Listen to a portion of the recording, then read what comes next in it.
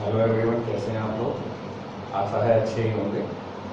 तो आज के लेक्चर में हम लोग, जैसा मैंने कल बताया था आप लोगों को, कि जो फाइनल अकाउंट तैयार कर रहे हैं इसके दो फॉर्मेट चल रहे हैं, जिसमें एक हॉरिजॉन्टल फॉर्मेट है जो ट्रेडिशनल अप्रोच के अकॉर्डिंग पहले से तैयार करते आ रहे हैं, और एक हमारा वर्टिकल फॉर्मेट है इसका फाइनल अकाउंट तैयार करने का, जो कि कंपनी एक्ट 2013 में जो कंपनीज के फाइनल अकाउंट में अमेंडमेंट हुआ था उसी को ही ध्यान में रखते हुए यहाँ पर भी चेंज करने का जो प्रोविजन किया गया। ठीक है, हालांकि यहाँ पर ये कंपलसरी नहीं है कि आपको वर्टिकल फॉर्मेट में ही बनाना है, लेकिन आप चाहें तो बना सकते हैं, ये भी बहुत इजी है। और जो हॉरिजॉन्टल फॉर्मेट है वो भी आपका बहुत इजी है। ठीक है, तो बहुत ज़्यादा टाइम ना वेस्ट करते हुए सीधे अपना फॉर्मेट के सॉल्यूशन पर आते हैं कि कैसे हम वर्टिकल फॉर्मेट से फाइनल अकाउंट प्रिपेयर करेंगे। ठीक है, तो तरीका वही रहेगा। सबसे पहले हम ट्रेडिंग और P&L अकाउंट बनाएंगे, बस फॉर्मेट बदल जाता है। पहले फॉर्मेट में एक डेबिट का कॉलम होता था, डेबिट साइड होती थी, और एक क्रेडिट साइड होती थी, लेकिन इस बार डेबिट साइड क्रेडिट साइड नहीं होगी, सारा ऊपर नीचे ही लिखा जाएगा। कोई डेबिट साइड नहीं होगी इसमें, कोई क्रेडिट साइड नहीं होगी। ठीक है, तो फिर कैसे करेंगे हम इसे, तो इसका फॉर्मेट मैं पहले आप लोगों के सामने रखूंगा।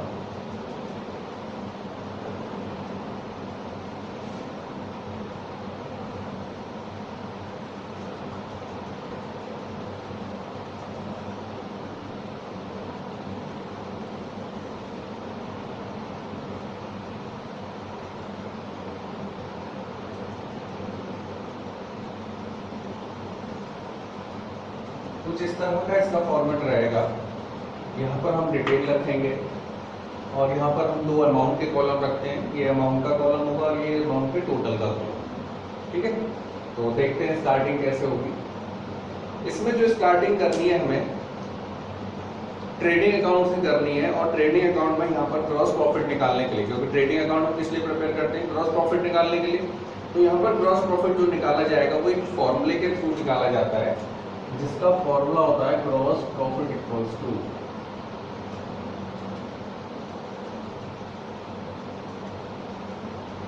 Net sales minus cost of goods sold.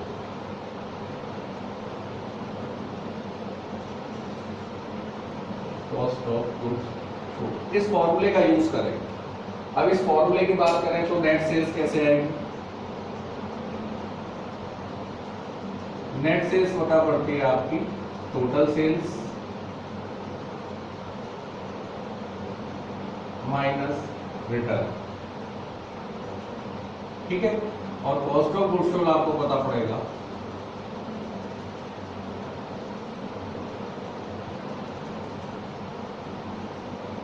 Cost of goods sold जो आपको पता चलेगा वो इस तरह से पता चलेगा। उसमें आप क्या करेंगे, opening stock plus purchase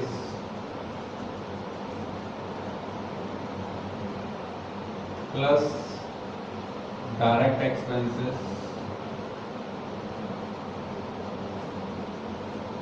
in सबको जोड़कर इसमें से क्लोजिंग स्टॉक अगर आप घटा देंगे तो आपका कॉस्ट ऑफ गुड्स सोल्ड आ जाएगा, और फाइनली क्विक सेल्स में से ये घटाने के बाद आपका क्या आ जाता है, ग्रॉस प्रॉफिट आ जाता है। तो देखिए कैसे करना है हमें। सबसे पहले हम इसमें नेट सेल्स ही लेंगे। तो देखिए जरा, यहाँ पर सबसे ऊपर लीजिए नेट सेल्स। नेट सेल्स कैसे आएगी, टोटल सेल्स जो दे रखी है उससे रिटर्न माइनस कर दीजिए। क्वेश्चन वही आपका कल वाला है, सेल्स दे रखी थी 90,000, जिसमें से इनवर्ड रिटर्न थी 2,000 रुपए की। तो इस तरह से नेट सेल्स आ जाता है आपका 88,000। टोटल वाले कॉलम में तो शो करेंगे 88,000 को। और अब नेट सेल्स में से ग्रॉस प्रॉफिट निकालने के लिए हम क्या करते हैं, cost of goods sold minus करेंगे। तो यहाँ से माइनस किया जाएगा लेस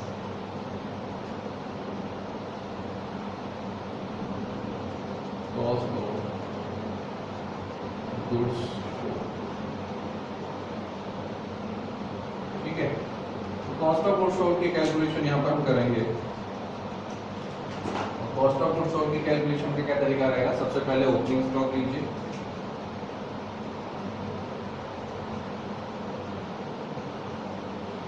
ओपनिंग स्टॉक हमारा है 8,000 रुपए का, प्लस परचेज, और परचेज भी नेट परचेज,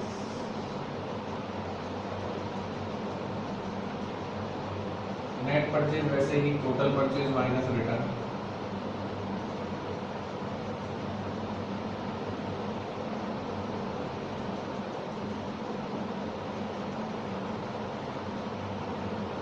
उसके बाद जितने भी डायरेक्ट एक्सपेंसेस हैं उन सबको जोड़ लेते हैं। तो इधर आ जाइए आप एक तरफ से, कैरेज इनवर्ड,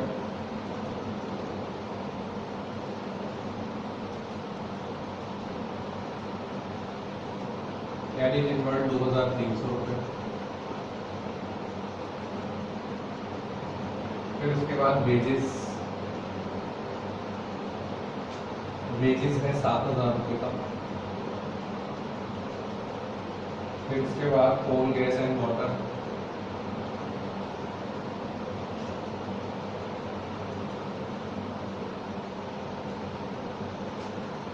₹2,100 का, फिर उसके बाद पावर 2,000 रुपये का, और फैक्ट्री रेंट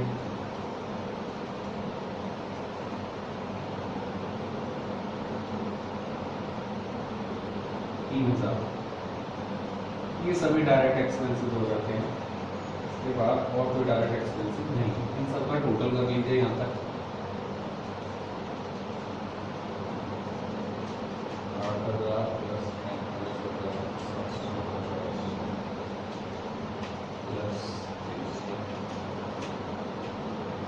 7,000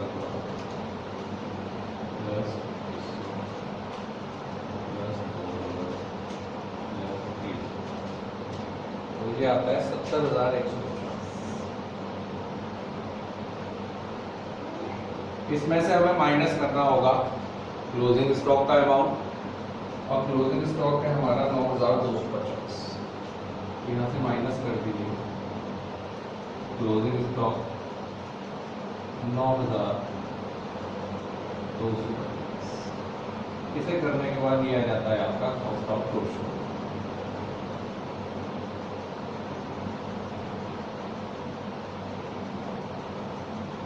आ जाता है आपका कॉस्ट ऑफ गुड्स 60,000, और इसे माइनस कर देंगे तो हमारा ग्रॉस प्रॉफिट हमें पता चलेगा।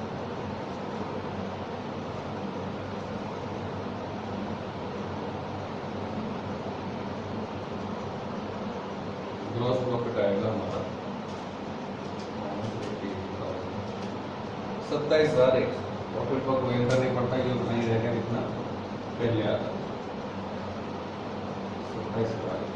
ठीक है, तो ये ट्रेडिंग अकाउंट खत्म हुआ, ग्रॉस प्रॉफिट बन गया हमारा।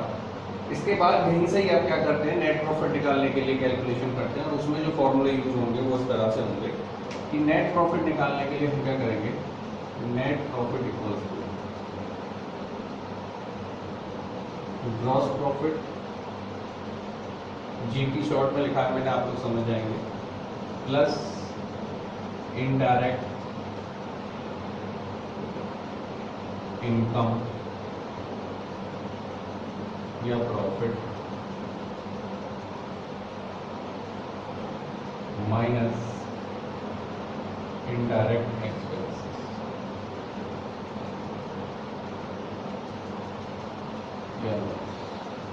इस फॉर्मूले का यूज करेंगे। तो ग्रॉस प्रॉफिट हमारे पास है, यहाँ तक हम आ चुके हैं। इसमें क्या करें, सबसे पहले अगर कोई इनडायरेक्ट इनकम है तो उसे ऐड कर लीजिए, ऐड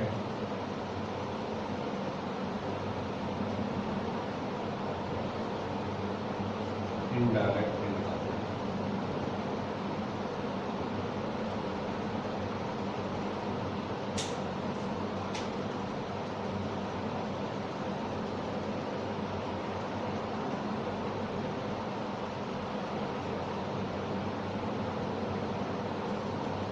इनडायरेक्ट इनकम से एक है डिस्काउंट रिसीव जो हुआ,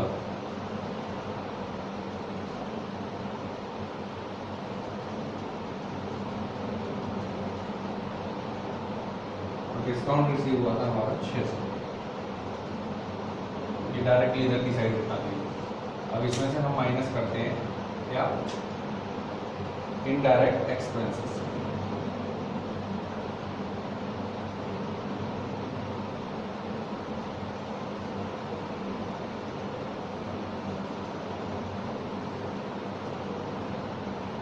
जितने भी इनडायरेक्ट एक्सपेंस या लॉस हमारे क्वेश्चन में है, हम सबको इसमें से माइनस करेंगे।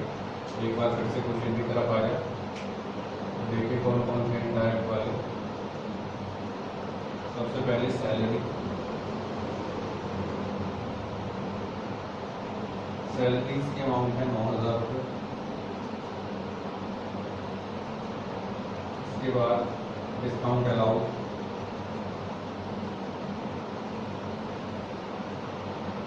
750 रुपये। उसके बाद ऑफिस रेंट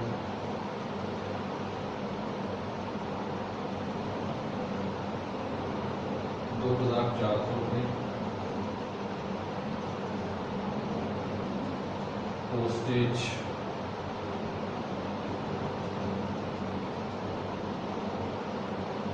900 रुपये।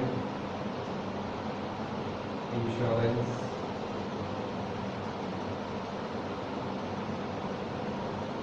250 रुपये। Sundry expenses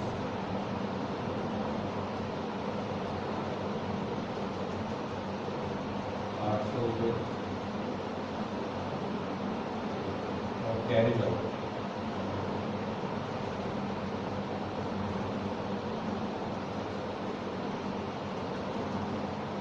1700।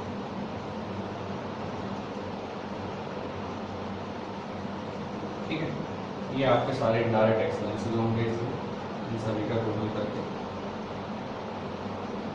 इनमें से माइनस कर देंगे। 9,000 प्लस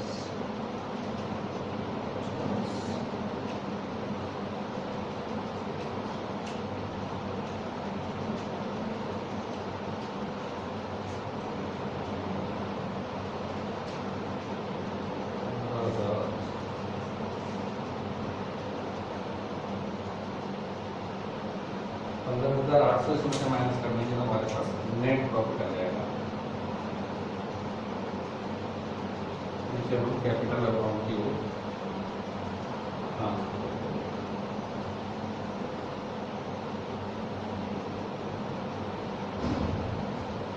ब्रैकेट में डाल दीजिए माइनस का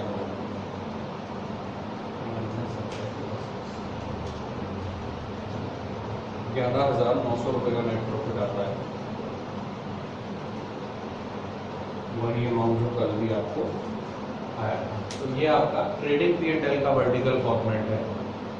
अब इसके बाद आगे चलेंगे तो हम बैलेंस शीट को भी वर्टिकल फॉर्मेट से तैयार करेंगे, है ना। तो मैं ये साइड अब रफ करूँगा, आप लोग इन फॉर्मूले उसको नोट कर लेना, ठीक है।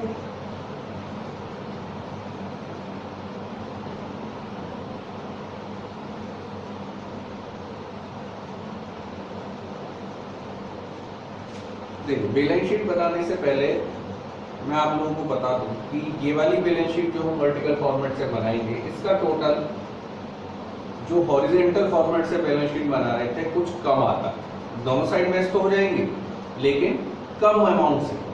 इसका रीजन है कि जो हॉरिजॉन्टल फॉर्मेट हम यूज कर रहे हैं उसमें हम ग्रॉस वर्किंग कैपिटल को लेकर चलते हैं, ठीक है। अब आप कहेंगे ये वर्किंग कैपिटल क्या आ गया।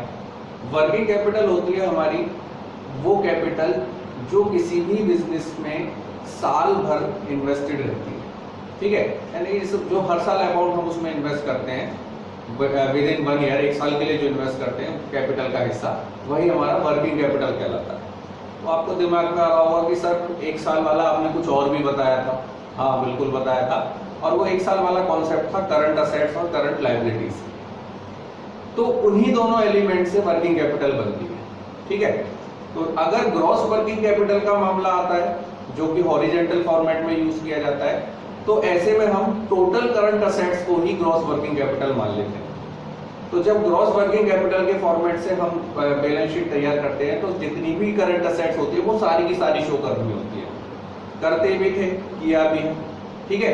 लेकिन जब नेट वर्किंग कैपिटल के कॉन्सेप्ट के बेसिस पर बैलेंस शीट बनाएंगे तो फिर हमें नेट करंट असेट्स ही शो करनी होंगी, ठीक है। नेट करंट असेट्स या नेट वर्किंग कैपिटल क्या होगा? नेट करंट असेट्स या नेट वर्किंग कैपिटल जो आपका आता है वो आपका टोटल करंट असेट्स में से टोटल करंट लायबिलिटीज माइनस करने के बाद जो अमाउंट बचती है वही आपका working capital, net working capital या नेट करंट असेट्स कहलाता है। तो यही कारण है कि जो वर्टिकल फॉर्मेट से हम बैलेंस शीट बनाने वाले हैं उसका जो बैलेंस है वो कम अमाउंट से मैच करेगा। रीजन, क्योंकि हम नेट वर्किंग कैपिटल कॉन्सेप्ट इसमें फॉलो करते हैं, ठीक है। तो अब मैं इसमें फॉर्मेट आपके सामने फिर से बना रहा हूं, इसी तरह से रखते हैं बैलेंस शीट का भी।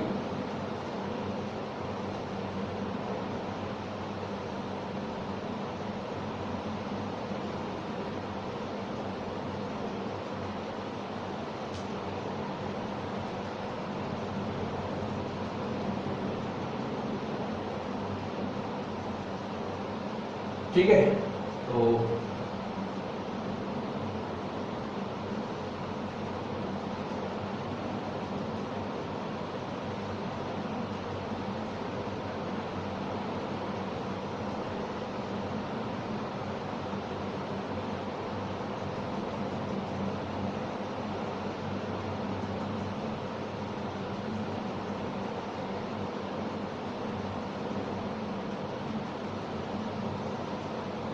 ठीक है। तो अब जो वर्टिकल फॉर्मेट है तो कोई लायबिलिटी साइड नहीं है इसमें और ना ही कोई असेट साइड, तो हम स्टार्टिंग जो करेंगे वो फिक्स असेट से करेंगे। तो सबसे पहले लिखते हैं नॉन करंट असेट्स, ठीक है। नॉन करंट असेट्स में देख लीजिए आपके पास क्या क्या था। प्लांट है और मशीनरी है, प्लांट एंड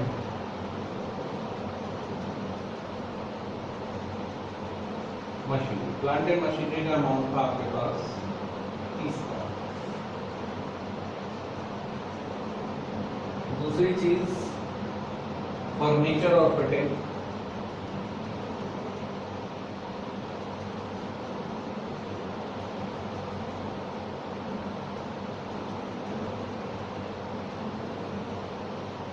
फर्नीचर और फिटिंग है आपकी 7,500। आगे देख के कोई और नॉन करंट असेट, फिर कोल गैस वाटर नहीं, सैलरी नहीं, नहीं नहीं नहीं। ट्रेड डेटर्स करंट असेट्स है, क्रेडिटर करंट लायबिलिटीज ये भी करंट है। तो कोई और फिक्स असेट्स आपकी या नॉन करंट असेट्स आपकी नहीं है, तो इनका टोटल करके लिख लेते हैं। यह आ जाता है 37,500, ठीक है। अब इसके बाद नॉन करंट असेट्स के बाद करंट असेट्स,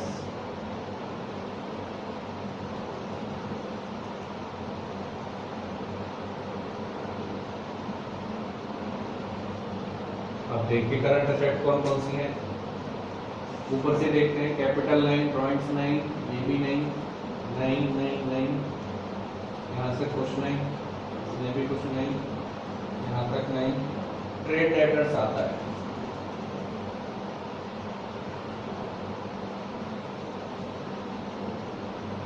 ट्रेड डेटर्स, और ट्रेड डेटर्स का अमाउंट है हमारा 20,000, ठीक है। इसके बाद कैश इन हैंड,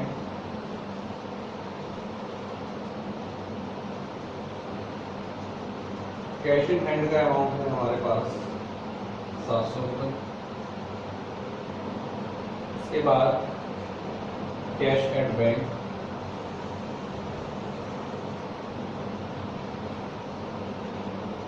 जिसका अमाउंट है हमारे पास 4,100 रुपये। और एक क्लोजिंग स्टॉक को हम इसमें लेते हैं, स्टॉक 9,250। इन सबका टोटल कर लीजिए तो ये हमें पता पड़ जाएगा टोटल करंट असेट, जिसे हम अभी तक किस नाम से जानते थे, ग्रॉस वर्किंग कैपिटल के नाम से। ठीक है, इन सबका टोटल कर लीजिए 20,000 प्लस 700 प्लस 11,100 प्लस 9,250, 34,050 रुपये आपका ये अमाउंट होता है। ठीक है, आप इसमें से हम क्या करते हैं कि जितनी भी कंपनी की करंट लायबिलिटीज हैं उन्हें यहाँ से माइनस करेंगे, तो माइनस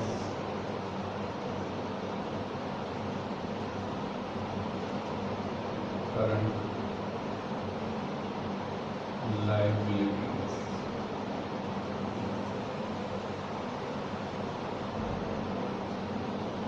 तो करंट लायबिलिटीज हमारी सिर्फ एक है, ट्रेड क्रेडिटर्स, जो मुझे नजर आ रही है।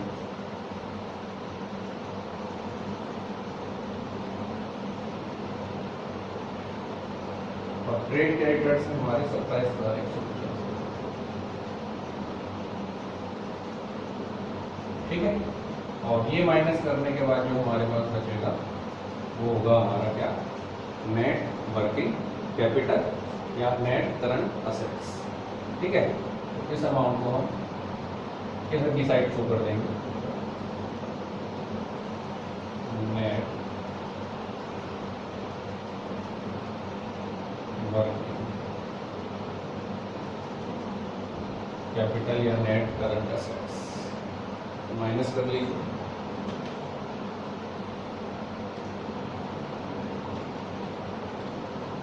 $6,900 ये आ जाता है।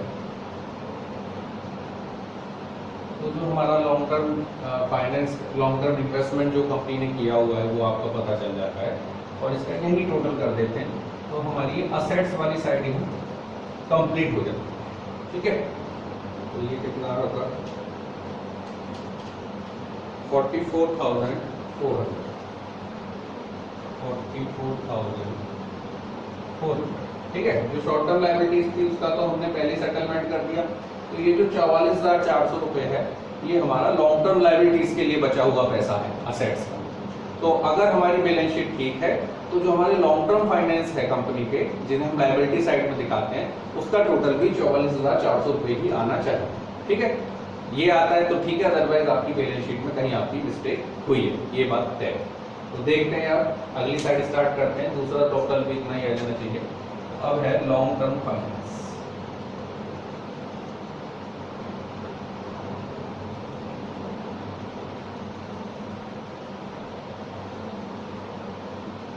लॉन्ग टर्म फाइनेंस में जितने भी लॉन्ग टर्म लोन होते हैं वो सब आते हैं, कैपिटल जो होती है ओनर्स की वो सब आती है, तो वही सब चीजें हैं। और आपके क्वेश्चंस पर अगर हम जाएं तो कैपिटल ही एकमात्र लॉन्ग टर्म सोर्स इस कंपनी के पास है, बाकी और इसमें कोई लॉन्ग टर्म फाइनेंस का सोर्स नहीं है, कोई लेफ्ट नहीं है, कोई लोन नहीं है इसके पास। तो कैपिटल ही शो करेंगे बस। कैपिटल है 40,000।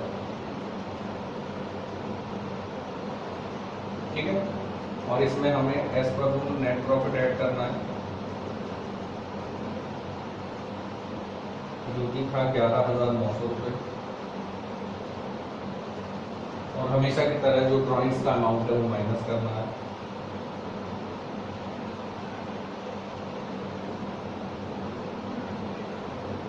जो है 7,000। ठीक है, तो इसका भी टोटल हमारा जो रहेगा वो 4400 ही आ जाना चाहिए। कोई और लॉन्ग टर्म सोर्स हमारे पास कंपनी के पास नहीं। ठीक है, तो देखिए 40,000 प्लस 11,900 बिल्कुल 44,400 ही ये वाला अमाउंट भी आ गया।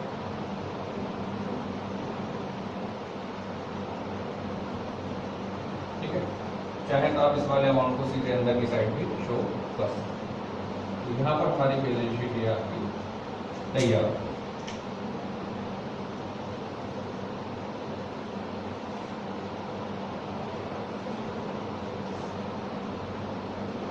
इस तरह से आप वर्टिकल फॉर्मेट से भी अपना क्वेश्चन सॉल्व कर सकते हो।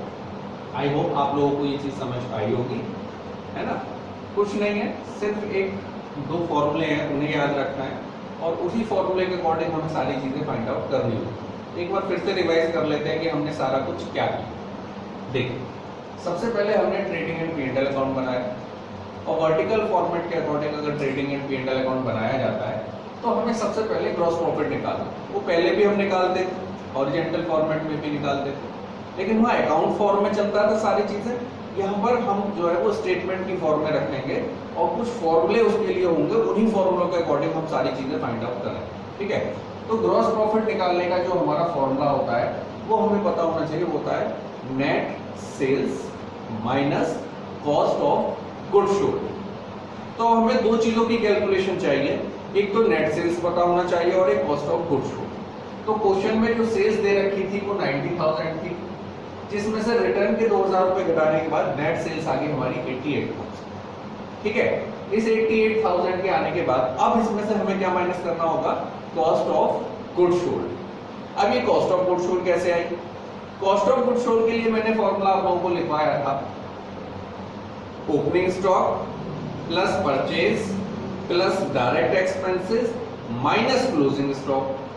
ये तीन चीजें कर दीजिए, तीन चार चीजें, तो कॉस्ट ऑफ गुड्स सोल्ड आपकी आ जाएगी। हमने वही किया कि सबसे पहले ओपनिंग स्टॉक लिया 8,000 रुपए, नेट परचेज ली रिटर्न माइनस करके 43,750 और ये सारे डायरेक्ट एक्सपेंसेस हो गए। यहाँ से 23,000, 2,300, 7,000, 2,100, 2,000 और 3,000।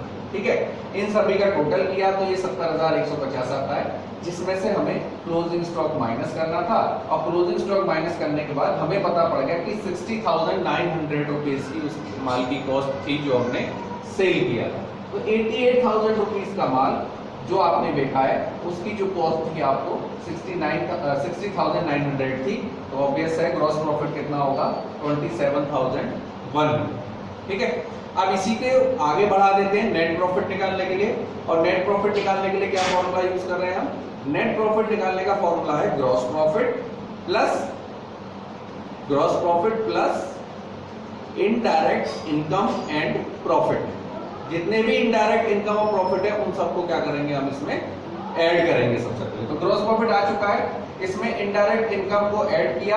क्वेश्चन की इंफॉर्मेशन ये कहती थी कि सिर्फ डिस्काउंट रिसीव था, तो वही हमने 600 रुपीज का इसमें ऐड कर लिया। ठीक है, और इसमें से माइनस कर दिए जाते हैं जितने भी इनडायरेक्ट एक्सपेंसेस हो। क्वेश्चन देखा, सारे इनडायरेक्ट एक्सपेंसेस लिए, इन सब का टोटल 15,800 आ गया, ये हमने इसमें से माइनस कर लिया, तो नेट प्रॉफिट हमें पता चल जाता है 11,900 रुपये। ठीक है, इसके बाद हम बैलेंस शीट पर आते हैं। बैलेंस शीट के बारे में मैंने बताया था कि वर्टिकल फॉर्मेट में जो बैलेंस शीट हम बनाते हैं उसमें हम नेट वर्किंग कैपिटल कॉन्सेप्ट लेकर चलते हैं। उसमें हम वर्किंग कैपिटल का ग्रॉस अमाउंट नहीं शो करते, यानी कि टोटल करंट असेट नहीं शो करते, हम क्या शो करते हैं, सिर्फ नेट वर्किंग कैपिटल का अमाउंट शो करते हैं, जो कि आता कैसे है, करंट असेट्स में से करंट लायबिलिटीज के अमाउंट को माइनस करना। ठीक है, तो वही काम हमने इसमें किया। सबसे पहले नॉन करंट असेट्स लिख ली, 37,500 रुपए की थी, फिर करंट असेट्स का अमाउंट लिया 34,050, इसमें से करंट लायबिलिटीज घटा दी, तो 69,900 का हमारा क्या आ गया, नेट वर्किंग कैपिटल या नेट करंट असेट्स आ गया, जिसका टोटल इन दोनों का मिलाकर हो गया 44,400। तो असेट साइड का टोटल हम कह सकते हैं इसे कितना आ गया, 44,400। और 44,400 ये जो अमाउंट है, ये सारे के सारे कौन सा अमाउंट है, जो लॉन्ग टर्म सोर्सेज से है। अब लॉन्ग टर्म सोर्सेज का अमाउंट जो है वो हमारा 44,400 ही होना चाहिए। तो हमने देखा लॉन्ग टर्म फाइनेंस कितना है हमारे पास, कैपिटल 40,000, नेट प्रॉफिट इसमें इतना जुड़ गया, ड्रॉइंग्स माइनस कर दिया, तो ये भी कितना आ गया, 44,400। तो इस तरह से आप बैलेंस शीट भी प्रिपेयर कर सकते हैं। ठीक है, आई होप आपको मेरी ये बात समझ में आई होगी। तो ये आपको मैं फाइनल अकाउंट के दोनों तरह से फॉर्मेट की सॉल्यूशन में दे चुका हूँ, हॉरिजॉन्टल फॉर्मेट में भी और वर्टिकल फॉर्मेट में भी। अब आपको जो समझ में अच्छा आया हो, जो अच्छा लग रहा हो, उससे आप सॉल्व आगे के क्वेश्चंस को कर सकते हैं। ठीक है, तो अभी का लेक्चर यहीं खत्म होता है। अब आने वाले लेक्चर्स में अब आपका क्या बचा है, इसमें एडजस्टमेंट इन फाइनल अकाउंट। ठीक है, तो एडजस्टमेंट की बात करेंगे अब आने वाले लेक्चर्स में। तब तक प्रैक्टिस कीजिए इन सब क्वेश्चंस की। खुश रहिए, स्वस्थ रहिए, बाय।